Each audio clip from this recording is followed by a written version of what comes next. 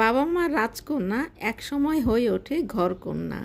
একসময় যাকে নিয়ে সবাই ব্যস্ত থাকতো, এখন সেই ব্যস্ত থাকে পুরা সংসারটা নিয়ে। পরিস্থিতি তাকে এখানেই দাঁড় করিয়ে দেয়। আমার প্রিয় ভিউয়ার্স, আসসালামু আলাইকুম। কেমন আছেন আপনারা সবাই?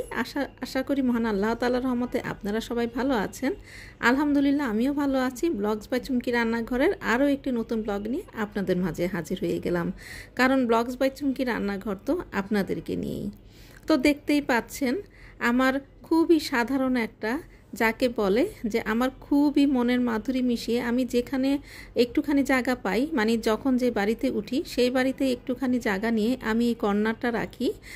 জায়গাটা যেমনই হোক না কেন আমি একটু গুছিয়ে, আমার এটা ডেজার্ট অথবা বেকিং কর্নার যেটাই বলেন, একটুখানি জায়গা নিয়ে সেটাকে আমি সাজিয়ে গুছিয়ে রাখতে খুবই পছন্দ করি।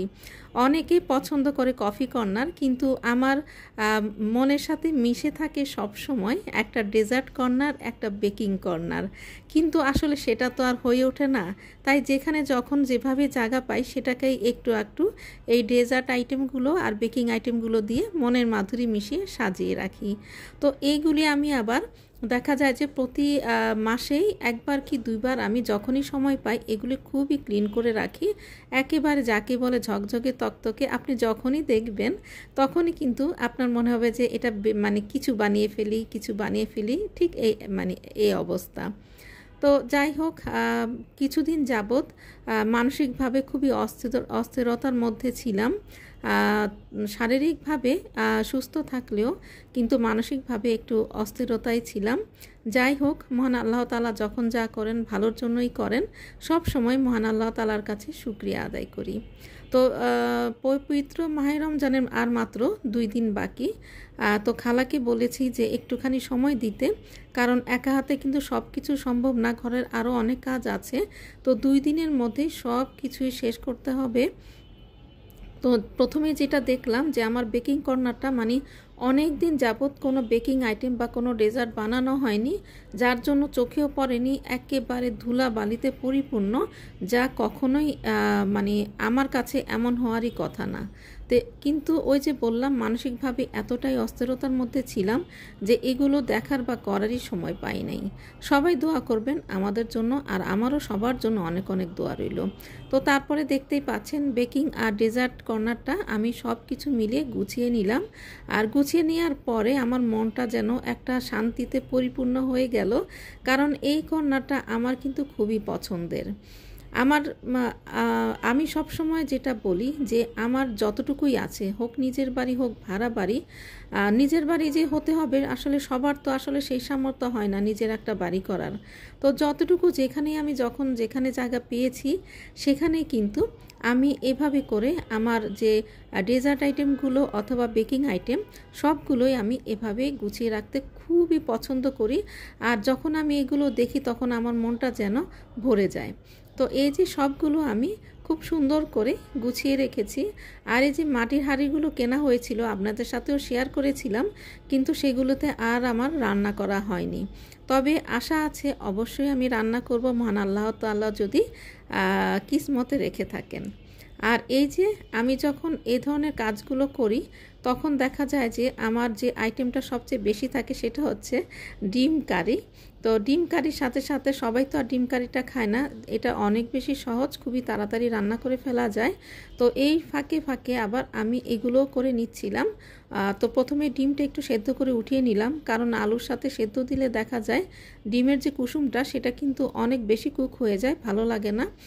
আর আগে উঠিয়ে নিলে দেখা যায় যে কুসুমটা একটু হাফ বয়েল থাকে, রান্না করার পরে খেতে অনেক বেশি মজার হয়।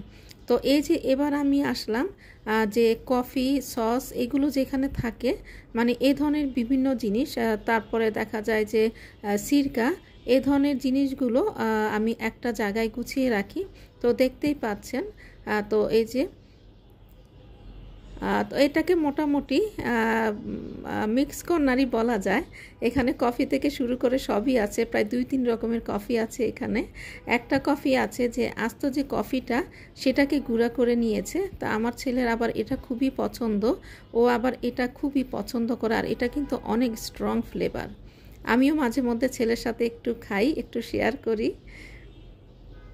আসলে মাদেরকেও না অনেক সময় সন্তানদের সাথে একদম মানে দেখা যায় যে ছোট হয়ে যেতে হয়।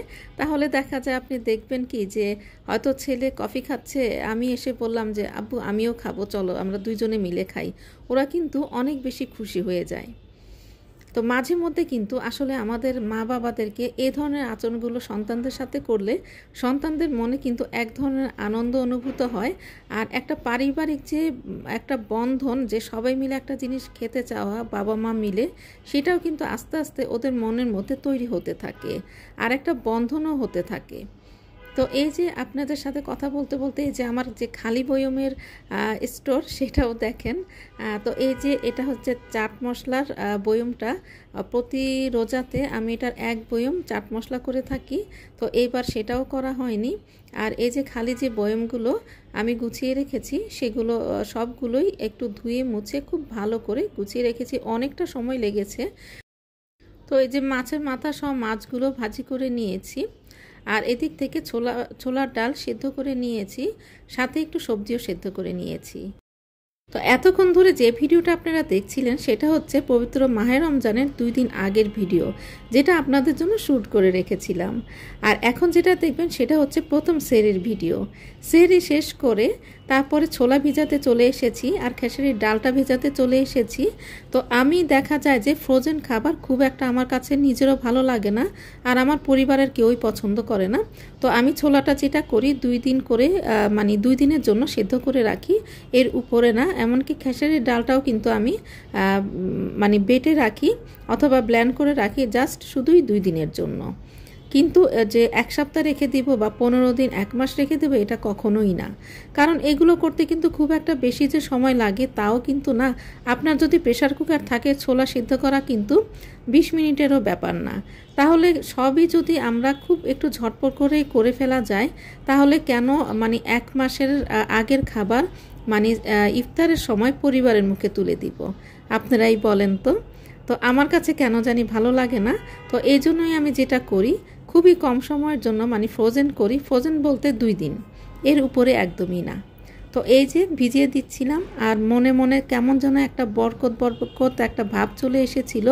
আসলে পুরো মাহে রমজানটাই যেন বরকতময়। তো এগুলো করতে করতে ঘড়ির কাঁটা প্রায় 5টা বেজে গিয়েছে, দেখতেই পাচ্ছেন। আর আমারও আপনাদের কাছ থেকে বিদায় নেওয়ার সময় চলে এসেছে। আল্লাহ হাফেজ।